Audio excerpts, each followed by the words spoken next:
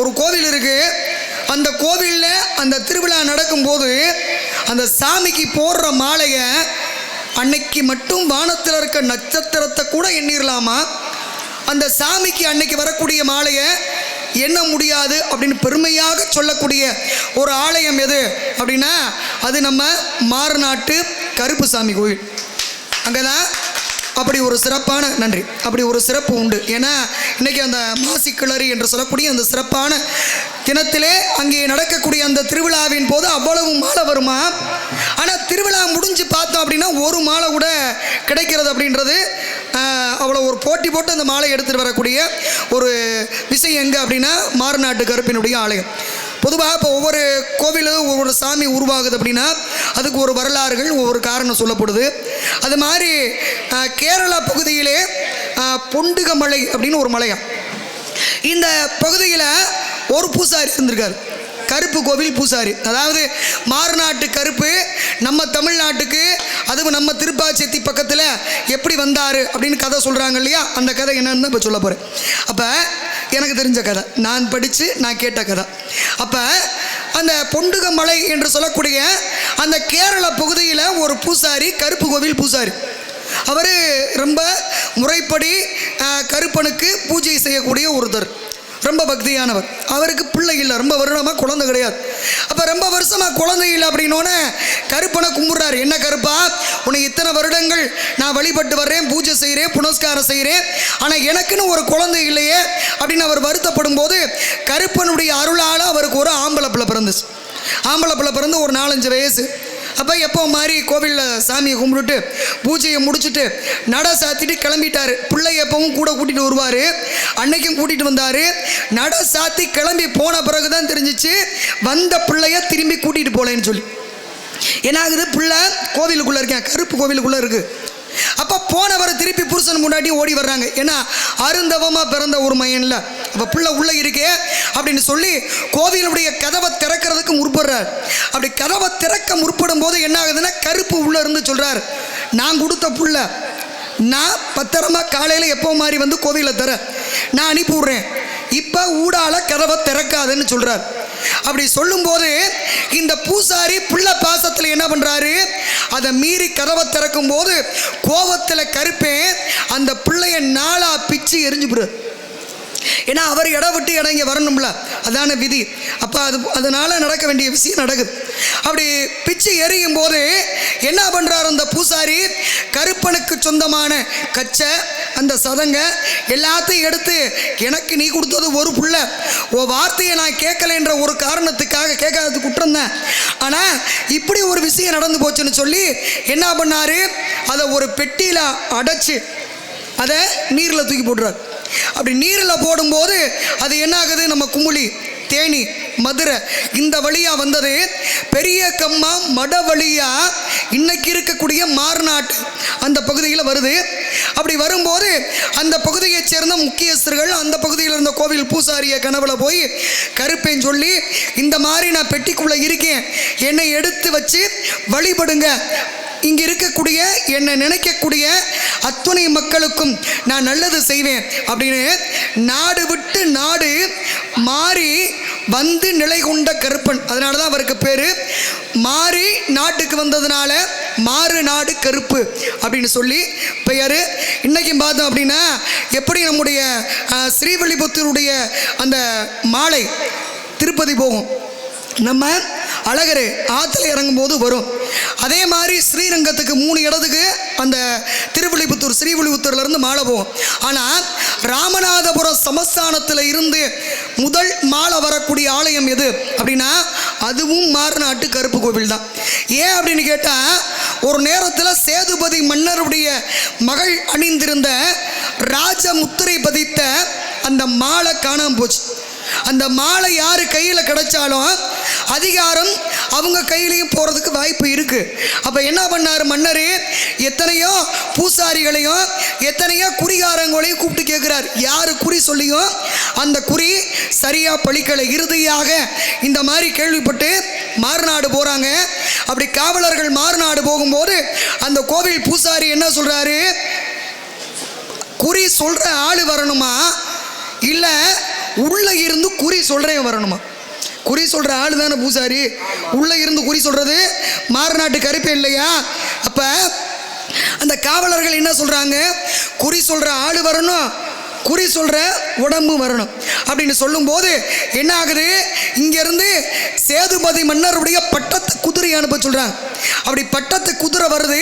அந்த குதிரை வந்து அவ்வளவு வேகமாக அங்கே ஓடும்போது எங்கே பார்த்தாலும் ஒரே மாதிரி ஒரு ஆரவாரம், வரவேற்பு. என்ன இது, ஏன் நடக்குது அப்படின்னு சேதுபதி மன்னருக்கே புரியலை. இறுதியாக அங்கே போய் நிற்கும் போது ஏன்னா நிறையா பேர் குறி சொல்லி அது சரியாக நடக்கலை. அதனால் மன்னர் என்ன பண்ணார், நீங்கள் சொல்கிற குறி சரியாக இருக்குமா அப்படின்னு அந்த மாறுநாட்டு பூசாரியை பார்த்து கேட்கும்போது, வெளியில் போய் பார்க்க சொல்லு, உன் பட்டத்து வந்து இறந்து கிடக்கும் அப்படின்னு சொல்லும்போது அங்கே போய் பார்க்குறாங்க. அதே மாதிரி அங்கே இறந்து கிடக்கு. அப்படி மீண்டும் வரும்போது அப்போ தான் குறி சொல்கிறத நம்புகிறாரு மன்னர். அப்படி நம்பி கேட்கும்போது என்ன ஆகுது, அந்த மன்னருடைய மகள் குளிச்சாங்க இல்லையா, அந்த குளிச்ச அந்த துவாரம் இருக்குல்லையா, அந்த தண்ணி விழுகக்கூடிய நீர் தூம்பு, அந்த தூம்புல தான் அந்த மன்னருடைய மகள் போட்டிருந்த அந்த ராஜ முத்திரை பதிக்கப்பட்ட ஆறாம் அந்த தூம்புல அடைச்சிருக்கு அப்படின்னு குறி சொல்லும்போது அங்கே மீண்டும் அந்த இடத்துல தேடி பார்க்கும்போது எப்படி சேதுபதி மன்னருடைய சமஸ்தானத்தில் அவர் அரண்மனையில் இளவரசியினுடைய குளியல் அறையில் அந்த தூம்பு ஓட்டையில் இருக்கிற அந்த ஆரத்தை மாறுநாட்டில் இருந்து குறி சொல்ல போனால் அந்த பூசாரி உடம்புக்குள்ளே வந்து மாறுநாட்டு கருப்பை எப்படி சொல்ல முடியும், சொன்னார்ல சாமி. அப்படி சொல்லும்போது அங்கே தேடி கண்டெடுக்கப்பட்டது அந்த இளவரசியினுடைய ராஜ முத்திரை பதிக்கப்பட்ட மாலை. அப்போ தான் புரிஞ்சுக்கிட்டாரு, வந்தது சாதாரண பூசாரி கிடையாது, மாறுநாட்டு கருப்பே வந்திருக்காரு அப்படின்னு சொல்லி. உங்களுக்குன்னு என்ன வேணும் அப்படின்னு கேட்கும்போது எனக்குன்னு எதுவும் வேணாம், ஆனால் இந்த நிகழ்வு நடந்த அடையாளமாக எனக்கு திருவிழா நடக்கும்போது வரக்கூடிய முதல் மாலை இந்த ராம் நாட்டினுடைய சமஸ்தானத்தில் இருந்து வரணும் அப்படின்னு அன்னைக்கு கொடுக்கப்பட்ட வாக்கு இன்னைக்கு வரைக்கும் நடந்துகிட்டு இருக்கு மாறுநாட்டு. நன்றி நன்றி. கருப்பினுடைய ஆலயத்திலே அப்படி ஒரு சிறப்பு ஒரு பகுதியில் இருந்தால், இப்போ இது வந்து நிறைய மாலை இருக்கிற கோவில். திருவிழா அப்போ மாலை வருது, எல்லா பக்தர்கள் எடுத்துகிட்டு போகிறாங்க. ஆனால் இன்னொரு கோயில் இருக்கு, எது மாலை போடுவாங்க சாமிக்கு. சரி, ஆனால் சாமி கிட்ட இருந்து நம்ம மாலை வாங்க முடியாது, கருப்பேண்ட தான் வரும் மாலை, இங்கே இருந்து தான் வாங்கிக்க முடியும். அது எங்கே, நம்ம அழகர் கோவில். அழகர் கோவில் என்னைக்கும் பாருங்க உள்ளிருக்கக்கூடிய சுந்தரராஜ பெருமாள், அந்த சுந்தரராஜ பெருமாளுக்கு போடக்கூடிய அத்துணை மாலையுமே யாருக்கு சொந்தம் அப்படின்னா நம்ம 18ஆம் படி கருப்புக்கு தான் சொந்தம். அங்கே இருந்துனா இன்றைக்கி அந்த கதவு ஊரம் பார்த்தீங்கன்னா மாலை போட்டிருப்பாங்க, அங்கேருந்து தான் மாலை வாங்க முடியும். அதே மாதிரி சுவாமிக்கு படைக்கக்கூடிய நெய்வேத்தியம் அதுவும் எங்கே சொந்தம், 18ஆம் படி கருப்புக்கு தான் சொந்தம். ஏன் அப்படின்னா இந்த உலகத்திலேயே அபரஞ்சி என்று சொல்லக்கூடிய அரிதான தங்கத்தில் 2 சிலை தான் இருக்கான். ஒன்று திருவனந்தபுரம் பத்மநாப சுவாமி கோவிலில் ஒரு சிலை இருக்குது, இன்னொன்று நம்ம மதுரை கள்ளழகர் கோவிலில் ஒரு சிலை இருக்குது. அப்போ சேர மன்னன் கேரளா மன்னர் என்ன பண்ணார், மலையாளத்து மன்னர், இந்த சிலையை எனக்கு தான் வேணும் அப்படின்னு சொல்லி 18 நம்பூதிரிகளை அங்கேருந்து அனுப்பிவிட்டார். அவங்களுக்கு காவலா வந்தவர் தான் மலையாளத்து கருப்பு. அப்போ காவலா வர்றாரு, வந்தவங்க 18 பேர் என்ன பண்ணாங்க, கண்ணில் மந்திர மைய பூசி நம்ம அழகர் கோவிலுக்குள்ளே ஒளிஞ்சிருக்காங்க. அந்த மையை பூசி இருக்கிறதுனால யார் கண்ணுக்கு அவங்க தெரிய மாட்டாங்க. ஏன்னா வந்தவன ஒரு சாமி சிலை எடுத்துகிட்டு போக முடியுமா, முடியாது இல்லையா. அப்போ அந்த சாமியினுடைய சக்தியை பூரா இறக்கித்தானே எடுத்துகிட்டு போக முடியும். அப்போ இந்த 18 பேரும் ஒளிஞ்சிருக்காங்க கண்ணில் மந்திர மைய பூசி.